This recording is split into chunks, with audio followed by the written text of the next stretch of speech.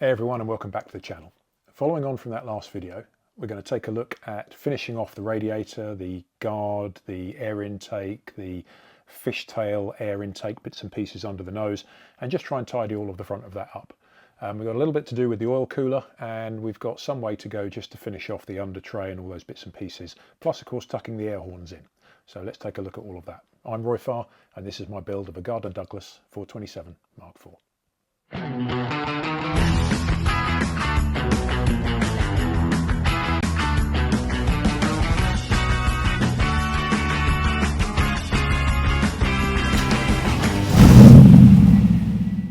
So, just picking up from that last video then, looking through the front of the nose cone, we can see the fishtail air intake just tucked up in the nose there, resting on top of the radiator.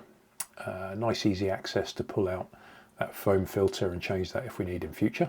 That's sitting there quite nicely, quite happy with how that's gone in. So another job is to fit the intake air sensor. That's this little guy in a box with AX32T on it, whatever that means, if that's helpful. This is going to go in the intake pipe here. The trouble you have is that there's just a little hole in there, and that is very loose. So we're going to need a rubber grommet to go around here and try and tighten that up a little bit.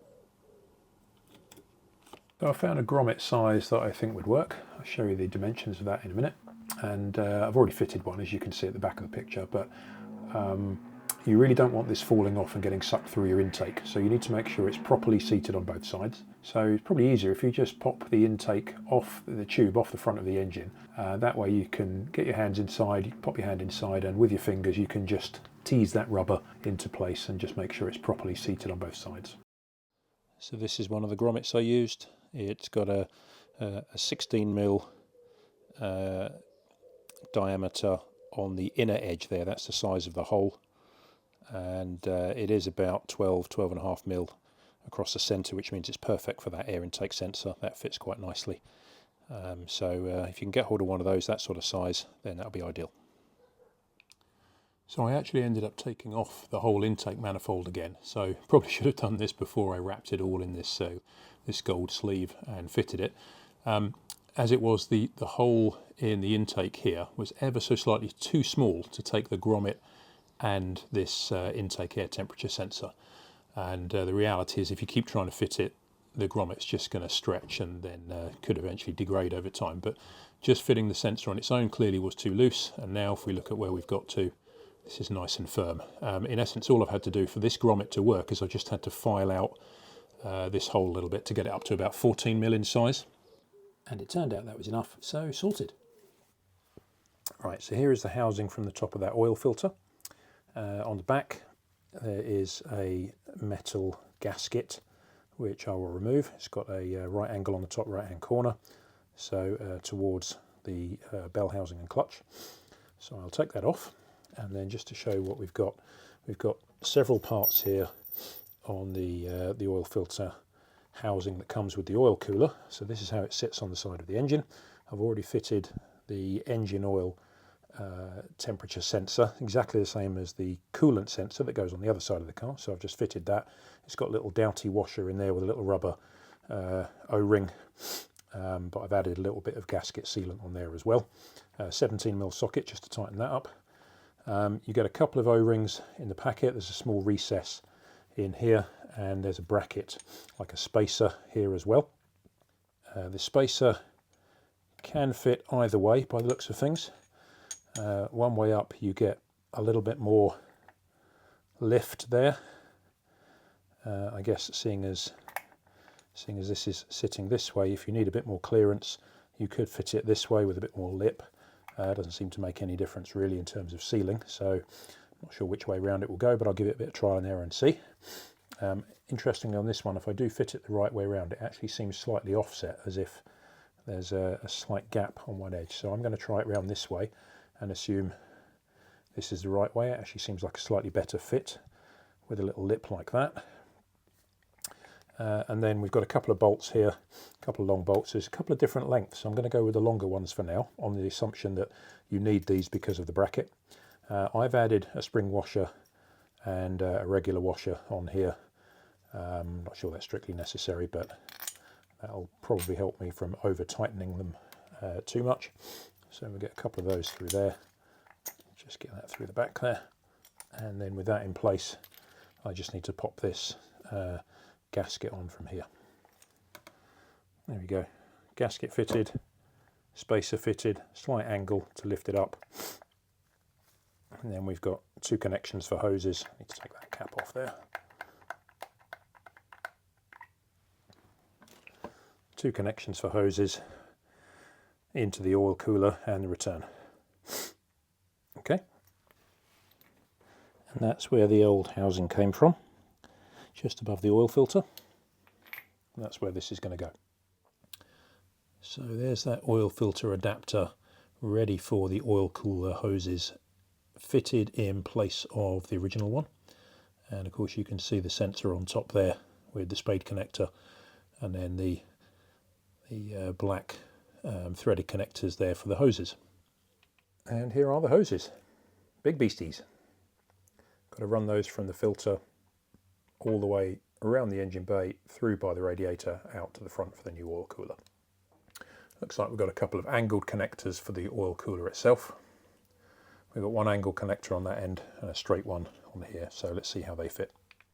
Right, a little bit difficult to see, but I've popped the exhaust off here, just the angle and the centre section, just so I could get a bit of a better access to this oil cooler adapter that sits on the front of the filter. I've had to pop the exhaust off because this, there we go, there, this hose here, one of these oil hoses that runs out to the oil cooler radiator at the front, was fouling on the exhaust. It was really, really close, so just had to pop the exhaust off to get that in place there, and I've managed to get this on. It's quite a pig to install actually, with the adapter that sits behind it, a couple of O-rings on the main unit and a couple on the adapter itself. Really fiddly, but got that in there now, and just need to get the exhaust back on, and then unfortunately rewrap that section once more. Then we'll be done with that piece. And just to show you just how close that oil filter adapter and the oil cooler hoses are to the exhaust, here's a quick shot from under the car. Look at that. We are really, really tight in there. I've tried moving this exhaust, move that over slightly, this exhaust union over a bit, and there's still probably a little bit more that I could push this exhaust back into, but I'm not sure I can get it any closer than that. And of course the ideal thing would be for this union to come away slightly from the oil filter, but as soon as I turn it away, the rear of the exhaust doesn't really fit quite so nicely in here, and it starts to become a problem. And so moving away from the oil cooler for a moment, back to the under tray. After trimming that in the last video, we just brought that up underneath the car here and just slotted it roughly in place. A little bit of nipping and tucking required here and there just to make sure we've got a good fit, but that's looking okay. And just if you look over on the left hand side there, you can see where I've sort of roughly lined it up. Started to drill a couple of holes there. You can see the blue fiberglass dust coming through there, and just to try and make sure that we don't have that little corner poking up, you can see a couple of little Sharpie lines across there where I'm just going to trim that piece of corner back to sort that out. And finally, just through the oil cooler vent hole, we can see the under tray sits just below the lip needed there. Oil cooler with its 2 connectors, one each side, and that's of course where the hoses will come around the engine bay and then get tucked in to connect to those on the top. Piece of stainless steel, this comes from GD, and this is going to slot on the top there and hold that oil cooler in place on top of the under tray. And then at the top there we've got these 2 sort of elongated slots. With it all in place, they're actually going to hold it into the bumper itself. So as you're looking at this will actually be the other way around. So to the top of the picture is where the front of the car is. So this will be reversed as you look at it. If you look at it, I've actually just marked a couple of edges, a couple of those U-shaped edges, because they're just a little bit too tight how it's supplied at the moment, just to go around those hoses. So I've just sharpied those up, and I'll just trim those back a little bit, ready to cut that and get that in place, and that'll be nice and tidy. And then flipping that over, lovely stainless steel on the other side. Of course, it's just covered at the moment with protective backing, so we'll peel that off when it's all done. So this is where we are. Number plate bar is in. I've had both the radiator guard and the under tray powder coated in black. Just personal preference, I think they're going to look better that way. Bolted in at the top there and at the bottom. Bottom of the radiator guard has left a bit of a gap there in how I fitted this.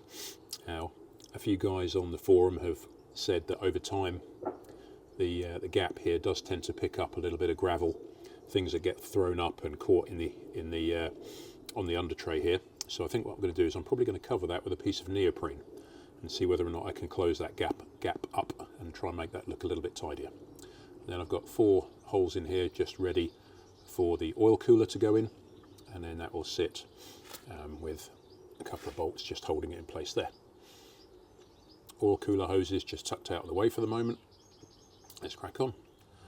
There we go. So I've got a roll of this 50mm wide, 3mm thick self-adhesive neoprene, and I've just cut a piece with a slight angle at each end, a couple of little notches out at the top for the screws to go through, and then just stuck it down. And I think hopefully that will keep most of the gravel and bits and pieces from getting stuck underneath that radiator guard. I mean, there'll still get some bits and pieces in here, but I mean they'll be easy to get out. So cool, that's that piece done.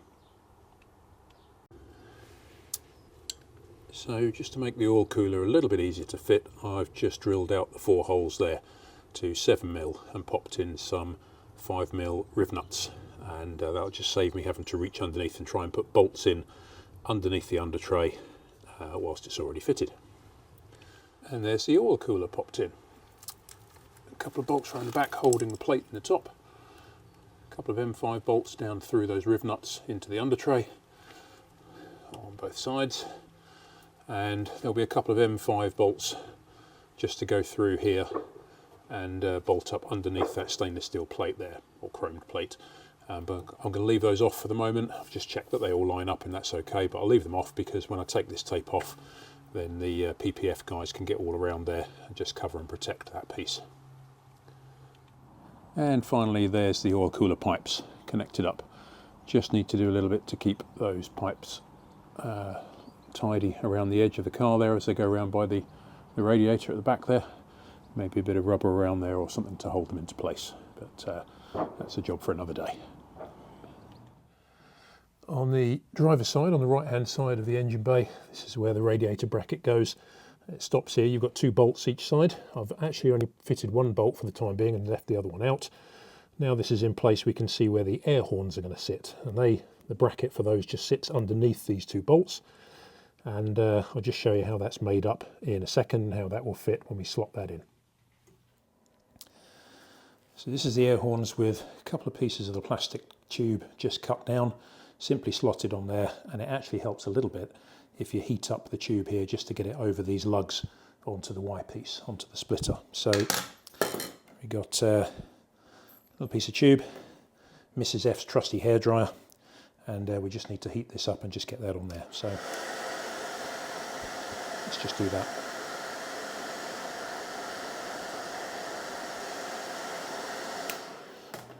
Doesn't need too much. A heat gun would probably be way too much. It's just a case of getting that on there and just pushing that over there. That little bit of extra heat just helps it go on that little bit further. There we go, that's how I've run that. Got these 2 hoses down the front, and I've tucked this one in between and brought it around the back here, just because it gives a little bit of clearance for the plug there. You don't want this pipe in the way. So the electrical connection's going in there, and nice and tidy. That can get fitted to the radiator front bracket support mount thing now. Excellent. There we go. And there's the air horns tucked in on that radiator side, just on the right hand side of that bracket. And you can just about see why that the compressor sits rearward. The largest horn sits in the middle and the smallest one to the front, because otherwise that long one just wouldn't fit next to the radiator. There just isn't the clearance. And that compressor, I guess, could be swapped over, but arguably you could have them all sorts of different ways, but that middle horn just isn't going to fit at the front. So this is the best way to do it based on a standard setup. So with all of those bits and pieces finished off in the nose, the oil cooler in the right place and looking good, I still had one job left to do, and that was basically running the hoses with the right routing through to the front of the car. Obviously they start where I showed you before, where that oil filter is, and they run through and connect up to the oil cooler in the front of the nose. But you've got various choices about where to run the hoses. Now there wasn't much guidance on this, and I thought I'd have a look and see where the right sort of orientation would be. So with a bit of experimentation, I ended up with something I'll show you now. I also took another look at the fact that I'd got both hoses coming out to one side. And seeing as I'm quite into symmetry and I like things to be tidy, I thought maybe I can get the opportunity to run one of the hoses around the other side of the engine bay if I've got enough slack, and maybe get that coming in so they're both coming in symmetrically on one each side. So I'll show you how that works, and I'll show you how I've managed to do that. So this is how they'd have ended up looking. Clearly we've now got them routing off to the left and the right of the engine bay quite nicely.